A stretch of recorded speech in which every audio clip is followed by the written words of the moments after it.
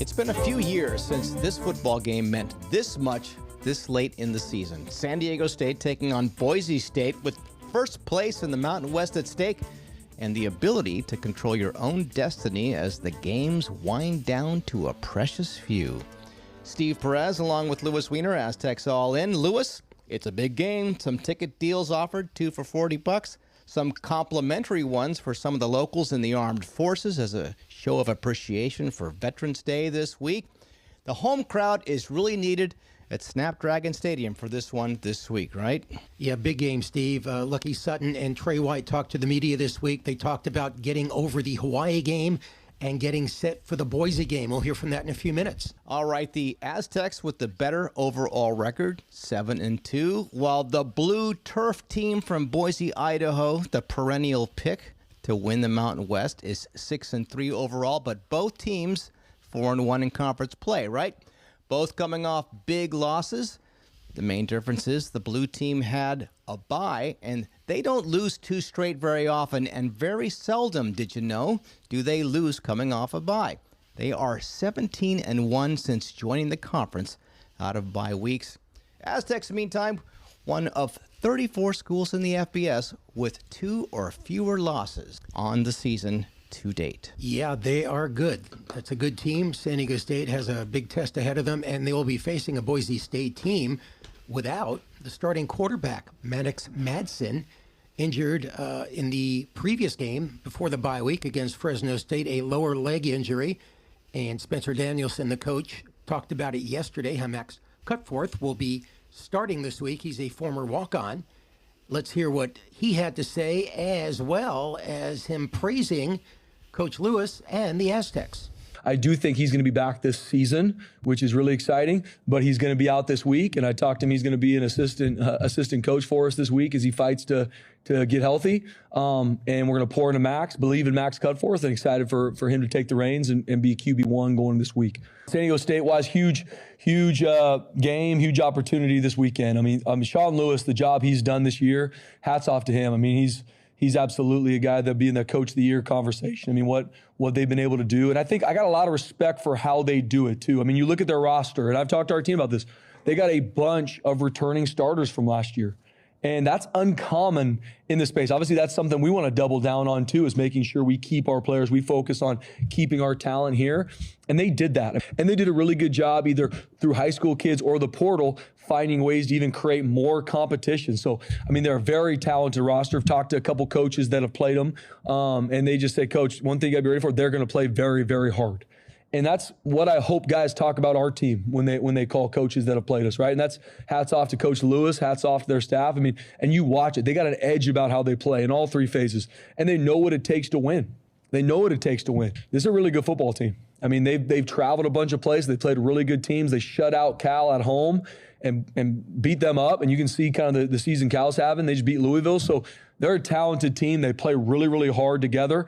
And when you watch them, you see that they care about each other. They love each other. There's a lot of juice for them as a team, and I got a lot of respect for that. Broncos' depth at the quarterback position will be tested this week, but Cutforth has had the bye week and game prep week to gear up for this one. A big sophomore out of Nampa, Idaho. You mentioned he started as a walk-on because he was not highly recruited out of high school, but he entered the season at the number 2 spot, grew up watching the Broncs on their blue turf, and impressed the coaches with his consistency, according to the Idaho press and reports off the interweb and some of the feedback I heard from the coaches online. By the way, who do we have to thank for that soundbite from the coach? That would be the Boise State Athletic Department. So against the Bulldogs, he tossed for 106 yards, was just 14 of 29 passing. You mentioned that in your piece with the players. Had the touchdown, the 2 INTs, but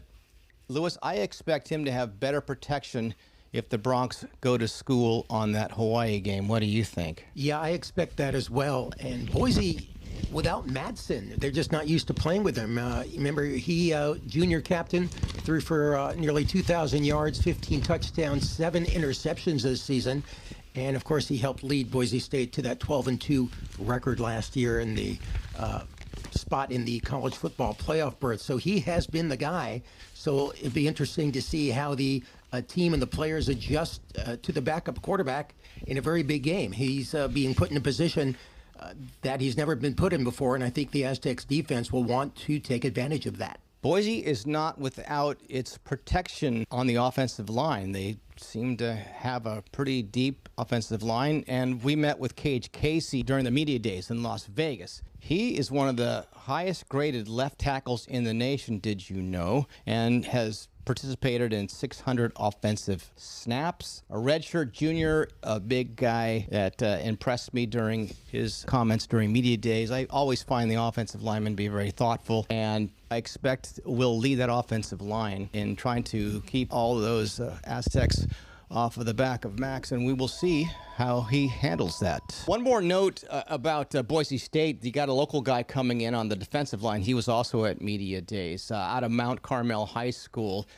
returning first-team All-Mountain West edge player Jaden Virgin Morgan.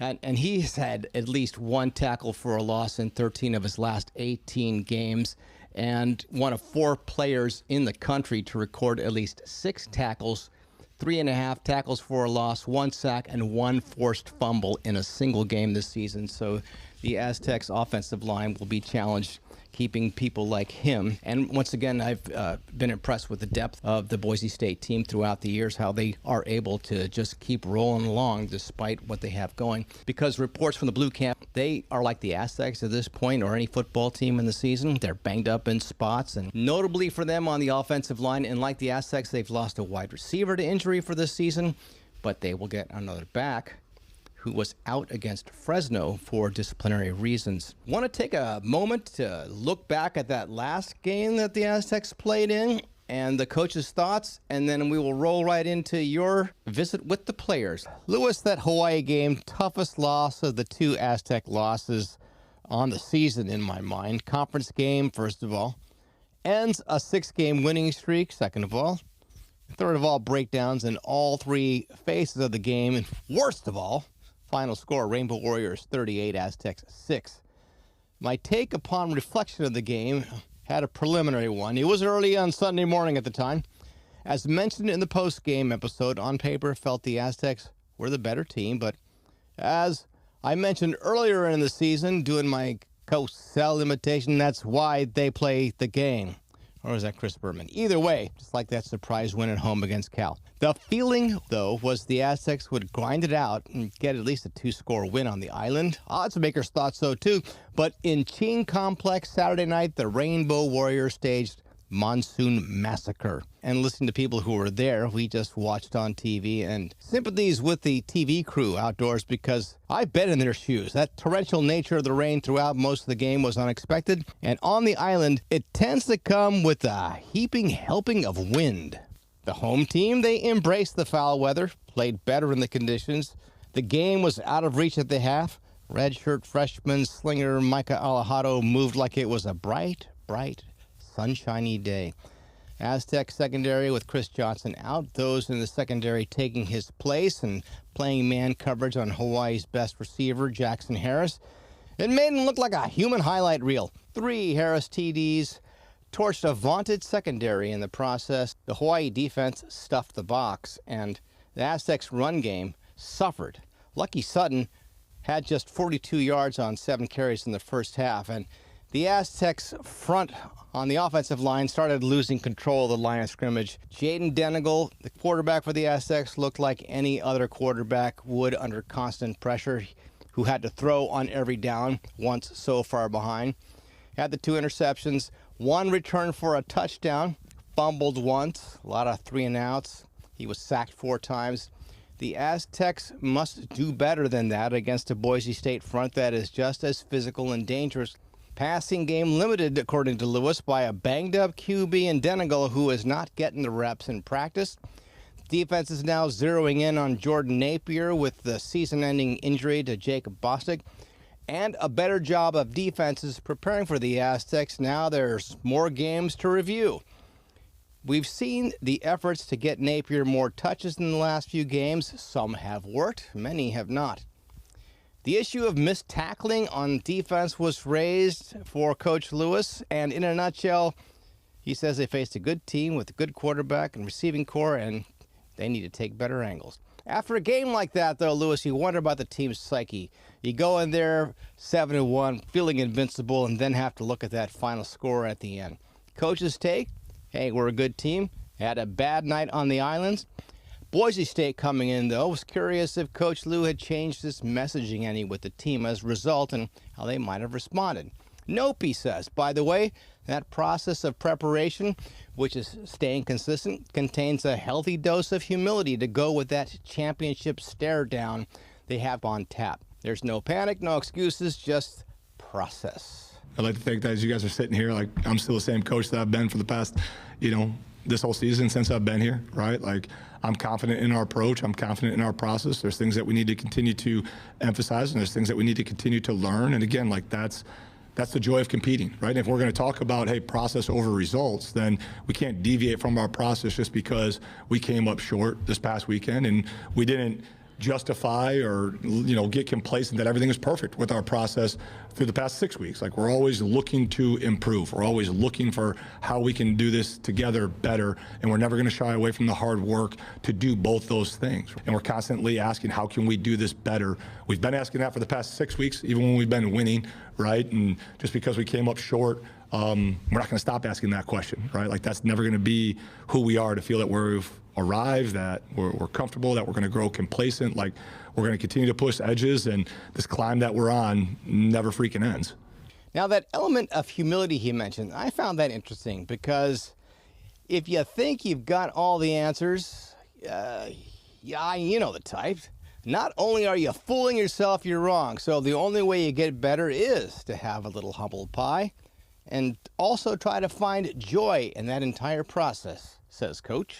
It's all a priority, right? But I think deep at the core of who we are and what we're about is a humility that I often speak to. I think if you're not humble and you're not grateful to know and understand that there's always margins and areas to grow, then you grow stagnant, right? And so the only way that you receive coaching and to be able to lead yourself individually or the whole team to a place that they can't get to on their own is to have humility, to know that there's things that you don't know and that you have to receive the coaching, and that goes for the coaches alike, right? Like kind of spoke to last week, asking for people who had been on that trip before. The humility piece of it is really, really important. And then I also think the joy in competing, right? And knowing and understanding all that comes with it, right? I think there's a very distinct difference between happiness and joy, right? Like I get some happiness from my morning coffee, but the minute that coffee's gone, like the happiness leaves because the coffee's over, right? Like I get great joy in leading everyone in our program and competing at the level that we get to compete at, regardless of the circumstances. Like it's what we signed up for. And I think if you can find joy in, again, what other people perceive as good, bad, or ugly, like the event just is. And is there a preferred outcome? Is there a preferred event that I would like? Yeah, right? But I don't shy away, and I don't believe, the members of our program shy away from the simple facts of the matter are what they are, and we can complain about that, we can obsess about that, we can get bogged down by all the negative things that are, or you can find a solution, right? Like you're gonna complain about the problem, or you're gonna be about the solution, right? And again, like I think you have to take joy in finding those solutions. And our kids have done a great job with that. Our staff has done an unbelievable job with that. And we'll find the solutions yet again this week. And we want our fans to be a part of that solution as well, so we can make it a really, really hard environment for Boise to come here and compete in. And that's your dose of mic drop theology right there to go along with your morning Joe. So bring on the Broncos without Madsen. Max Cutfort's the guy. With a new quarterback, I'd expect the blue team to lean on a run game that's averaging 189 yards a game. And in place of Ashton Genty, they have a tag team led by Dylan Riley, 678 yards, 9 TDs, bust the runs out at an average of 5.8 per carry. Lewis knows the drill. It's very similar to what the Aztecs have done this season. Their stable of backs this year all do a great job of complementing one another. They all do a really good job running with physicality. I think they do a really nice job of keeping all three fresh and then playing the hot hand as they go. So they have a clear identity of who they are, and we got to do a great job at the line of scrimmage, embracing the opportunity to stop the run and then respond to everything that is built off of that. Translation there, stuff Dylan Riley, stuff Sire Gaines, the other running back, and anyone else who carries the ball. And also stuff the house at Snapdragon, and that will go a long way toward remaining undefeated at home. And on that note, Lewis wants a capacity crowd of 32,500 screaming Aztecs Saturday night. They have 2 tickets for $40. It's still live on goaztecs.com, at least last time we checked. And Coach Lou does some math for us as well. 1% of the population of San Diego County will fill the place. Last year, obviously, they won the conference. They went to the CFP, right? They were picked yet again for however many years in a row or X number of years out of the past 20 years to win the conference, right? So our guys know what it is. We're not going to shy away from that. They're a really good team. They're really well coached, and they got great pride and confidence in how they go about the game. So this one's important because it's 2 really good teams that I think the fabric of how we're built and how we're wired and the cultures that we've created are very, very similar. And it's, kind of that age-old deal of game respects game. And to your point, right, like it really became a thing when you knew it was one of these 2 programs that was going to bring home the conference championship. And the work that our kids have done, most importantly, have put us back in that conversation again. And yeah, this game this week is going to take a championship effort in the preparation. It's going to take a championship approach in our focus. And it's going to take a championship, manner in which we execute on Saturday to stay in position of where we want to be as we go forward here in the month of November. All right, Lewis, that's your Sean Lewis heaping helping of process. Humility, joy. And there's a cup of coffee in there somewhere, too. We go over to you now. Steve, the Aztecs players are ready to forget about the Hawaii loss and move on to this week's game against Boise State. But that doesn't mean it's easy, so they had a lot of time on the plane to reflect.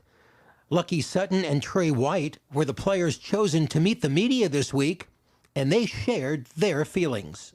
I think any loss is tough to swallow for us, especially since our standard is so high. But I think that the good thing with this team is that we're always hungry and we're ready to bounce back for this week. So just like he said, we're just ready for this week, ready to bounce back this week and ready to keep on stacking this ladder, keep on climbing up this ladder. And, we had a fall last week, but this week we're going to keep raising the standard. It doesn't really mean anything to us. We have to keep getting better and better every day. So can't wait to get better this week. Yeah. Well, I think for the most part, everybody was just tired. It was a long flight, so I know I went to sleep for most of it because it kind of felt like a nightmare. But I just wanted to just kind of escape from that and just, get back to San Diego and just kind of watch the film, look back at it, and just clean up all the mistakes that we made tonight and just move forward. Same thing, a lot of mistakes, offensive, our unit. Specifically, just thinking about that, it was hard for me to sleep, but I ended up falling asleep. It was a long flight, red eye, but, just was ready just to get better this week and fix all the mistakes we had during our last game, because I feel like if we really played to our best ability, we really had that game, and we didn't play to our standard, and we're going to fix those mistakes this week. As for what went wrong Saturday night, White and Sutton shared similar thoughts. For a team that had played so well in winning 6 straight, they both talked about attention to detail and focus. Just not dial into our details, everything we go over every single day. Coach Lewis talks about the things that take no talent, and I feel like we didn't really apply those this game, and we have to dial into those details this week and focus on our fundamentals, and we'll be good. Yeah, I just think we weren't being ourselves. We weren't playing to our standard. And we had a couple of self-inflicted wounds that kind of ended up costing us and turned into a big momentum shift for Hawaii. And I feel like we can't have those if we want to be the team that we want to be. We can't have those self-inflicted wounds. So we know we got to get better from that. And we need players to step up when their number is called on. And once we have that and everybody locks in this week, we'll be good. While talk of a spot in the college football playoffs and top 25 ranking disappeared following the Hawaii loss, a Mountain West Conference championship is very much alive, and the Aztecs control their own destiny. Win their final 3 games against Boise State, San Jose State, and New Mexico, and the Aztecs will host the championship game at Snapdragon Stadium on Friday, December 5th, in a nationally televised game on Fox. Lose one, and it all becomes a little murky. But both White and Sutton are excited to take the field against Boise State Saturday in a battle for first place. Yeah, it's huge. We need all the support we can get from our fans as well. It's great to have them there. They're a huge energy boost for us. So, we just want to come out strong, and this is basically like a championship game type of mindset for us. So we got to come out, and we know the challenges that Boise gives us. I haven't beat Boise since I've been here, so that's definitely one of my goals. Yeah, definitely. Like Trey said, it's one thing we're gonna get better this week to show the fans who we our standard and what we really are. So all the fan support and everyone's coming out to this game, it really means a lot. It really gives energy, like Trey said, to the whole team, and it really makes a difference in the game. So we're ready to compete in this game because it's going to be a good game. They're a really talented team, and we're really treating this like a championship game. After last year's 3-9 season, Aztecs fans weren't too sure what to expect in Sean Lewis's second season, but the players had little doubt. Asked if he thought at the beginning of the season that hosting the Mountain West Conference Championship was a possibility, White was quick to answer yes. I would have believed it because I knew what type of team we had. I was telling everybody in the room that this team is special. I've been saying that from the beginning, since media day, and I feel like nobody really took it seriously until now. And we knew what type of team we had this whole time, so I'm not surprised where we are right now. We just got to keep working, keep the standard where it is, and, just keep stacking days. The Boise State offense poses many challenges, but the Aztecs will not be facing veteran starter Maddox Matson, who suffered a lower leg injury in their loss to Fresno State a week ago Saturday. That means former walk-on Max Cutforth will get the start. He was 14 for 29 for 106 yards with a touchdown and 2 picks against Fresno. Last year, Boise, of course, featured Ashton Genty at running back. And this year, he's been replaced not by 1, not by 2, but by 3 very talented running backs. White talked about the challenges facing a Boise State team that averages 32 points a game. I'm not sure which Boise quarterback is expected to play. I hope 4 plays so we get Boise's best. But if not, then, it is what it is. I feel like they're pretty similar quarterbacks for the most part, but, 4 can definitely extend the plays. I feel like their backfield isn't injured at all, so, their backfield is there. They're the same O-line, so I feel like it's still going to be the same Boise team no matter what quarterback plays. This being the week of Veterans Day, the Aztecs will be giving away tickets to members of the local military, and both Sutton and White expressed their appreciation for the military.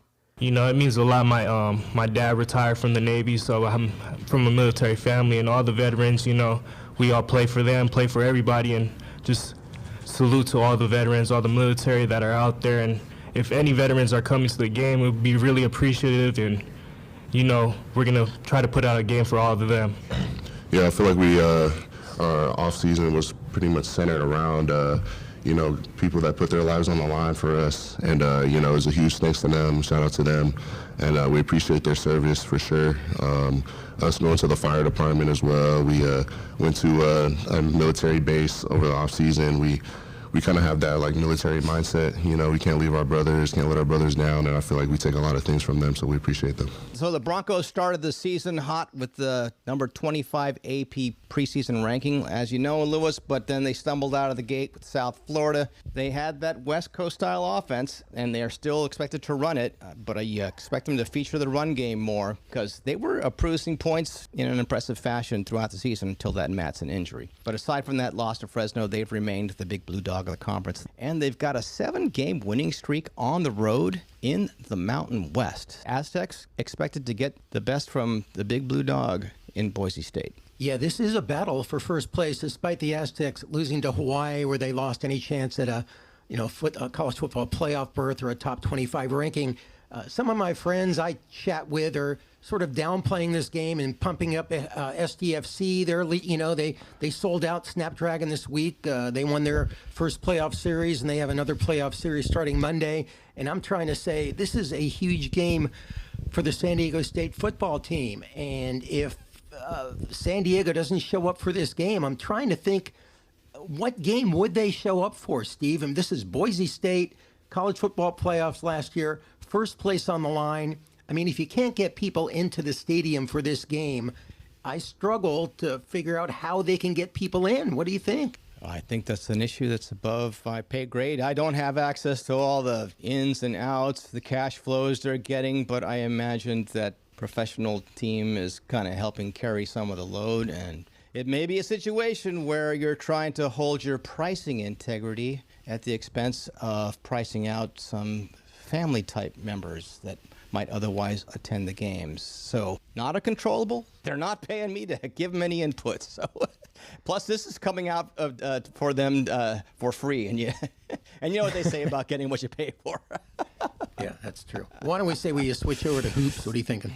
I just want to put one more last note out there, Lewis. You mentioned that the loss in Hawaii sort of put an end to any of the talk about the Aztecs making postseason play in the big picture in the FBS scene, but San Diego State is still receiving votes in both the AP Top 25 poll and the coaches poll for the 5th straight week. The Aztecs have 5 votes in the AP poll, down from 30 last week, and that's tied for 33rd most in the poll. And those notes come to us from the crack staff at San Diego State, and we thank them for that. Hey, it's better to get some votes than not get votes. I'm with you there, and that means people are still following the Aztecs, and they ranked the 5th in scoring defense, Steve, 6th in total defense nationally. So this is still a great defense despite one bad game against Hawaii.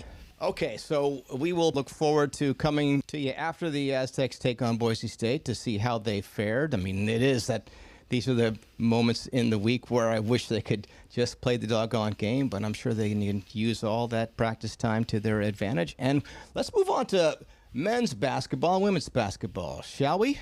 Steve, the Aztec men's basketball team is 2-0 on the season after a 73-57 win over Idaho State at home on Sunday. Coach Brian Dutcher's 200th career win as coach of the Aztecs. This game was a lot more competitive than the 30-plus point opening win against Long Beach State. Aztecs led by 22 late in the second half, but 3 straight three-pointers helped trim the lead down to 12. If you'll recall, the Aztecs had a tough time last season putting away weaker teams, with the metrics calling for double-digit wins, and the Aztecs sometimes just squeaking out victories. That may have been the difference between playing in the first 4, as the Aztecs did in the NCAA tournament, or getting a 9 or 10 seed. This year, the focus for Brian Dutcher is to make sure his team plays hard to the very end. They ended up winning Sunday's game by 16, but even that wasn't enough with the metrics in play. Since the Aztecs were favored by 22, they actually dropped 6 spots in the KenPom rankings from 25 to 31, with the loss, in effect, dropping 1 spot in the rankings for each point they missed the spread by. Not fair, it seems, but that's just how the game is played these days. The Aztecs have just one more game next Tuesday at home against Troy before the Players Era Tournament, Thanksgiving week, where they'll face a very talented Oregon team, like the Aztecs, receiving votes for the top 25, and 6th-ranked Michigan. Thank you for that, Lewis. On to women's basketball. The women hosted Cal State San Marcos over the weekend in their home opener Saturday. They unveiled that Mountain West Tournament Championship banner, and then they went on to rout Cal State San Marcos 95-35 in a game televised on KUSI TV. They evened their record at 1-1. The women picked to finish 2nd in the Mountain West preseason poll. Next contest, Wednesday night at Viejas against Cal State Northridge. Lewis, the first 500 into Viejas get an SDSU license plate frame, so bonus. Here's Lewis with more from his travels to Mountain West Media Days in Las Vegas, an interview with Naomi Panganiban, sophomore now, coming off a sensational freshman year, and a proud graduate of a local high school, La Jolla Country Day. Take it away, Lewis. Naomi, thanks for spending time with me. So the last time we saw you was court against LSU, but before that was the crazy triple overtime game. You scored 17 points. I was at that game. It was like a game that you didn't think was ever going to end. Right. Looking back on that game to where you guys are now, what are you thinking as the season progresses, starts here? I'm just super excited. I feel like that was just some great momentum for this upcoming season and for the returners to just set the tone, knowing what it feels like to be on that stage. We want to get back there for sure. And that's a game that I'll remember for the rest of my career, man. It was just so fun to play. And yeah, I'm glad that we pulled it out with the win. Yeah, it was like both team wanted to win so bad, or neither team wanted to win at all. It was very kind of a strange thing. Yeah. So you come back this season. Last year it was a veteran team. This year it's almost the exact opposite. So looking to this season compared to last season, what's your mindset? And do you feel you have to provide a little more leadership than you did as a freshman? Yeah, for sure. I feel like last year, that past year, I just gained so much experience along with my fellow returners, and just allowing that to give to the newcomers, and just hopefully setting the tone is what I'm focusing on, and being consistent, just filling into that leadership role for sure.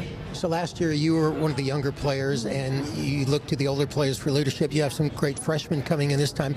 Do you expect them to look for you for leadership since you're the wily vet at this point?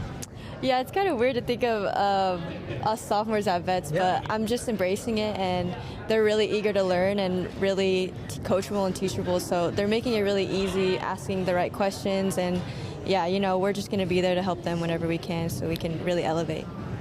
Talk about Coach, how she's helped progress your game from last year to this year. Where do you think you are compared to last season with your game? I do feel a bit better defensively, just elevating, and she really helps with my confidence for sure, and just having that belief in us is really what drives us to keep going. And how good can this team be this year, seeing that you're not as experienced as last year, bringing in a lot more players? I mean, we do have returners, like a handful of them, but we also have a lot of newcomers from this conference, so they do know, they're really familiar with the conference and like the physicality and everything. So I think it'll be an easy adjustment, and our chemistry is really good on court. So we have a lot of potential, and hopefully getting back to that big stage for sure. And you start the year off against UCLA, and then another Power 5 team, Power 4 team in Penn State. So the schedule tough early on. Do you think that will help you as you get on to conference? Yeah, for sure. It'll help us tremendously. I feel like playing big caliber teams like that will just not only let us get better, but just see what we need to improve for sure. All right, thanks for your time. Thank you for Thanks, having me. appreciate it. All right, more news from the women's side of things at the Aztec Athletics Department. We are Aztecs all in, after all. Hold on to your rackets. The women's tennis team has a duo that has qualified for the NCAA Tennis Doubles Championship. They emerged late last week from the ITA Conference Masters Championships at the Barnes Tennis Center here in San Diego, California. Senior Jo Yi Chen and freshman Vesa Turley, they stormed through the bracket to claim the title, and they will join the big tournament of the nation's college elite, a big breakthrough for Aztec women's tennis. Next stop, a trip to Florida at the USTA National Campus in Orlando, where they will compete among 32 doubles teams for the national title. How about that, Lewis? Yeah, the women's tennis team holds a special place in my heart. Back when I was working for the Daily Aztec years back, I covered Carol Plunkett and the women's tennis team, so I always enjoyed that. All right, I think we're done. We be done. What do you think? I got no more yes ands. All right, that'll do it for this edition of Aztecs All-In. We will join you again following the Boise State game in the wee early hours of Sunday morning. We will have an episode out for you. Thanks for listening. Please follow and subscribe wherever you listen to your favorite podcast. You can also follow us on the X, Aztecs_all_in, or drop us a line, aztecsallin@gmail.com. So until next time, for Steve Perez, I am Louis Weiner. So long.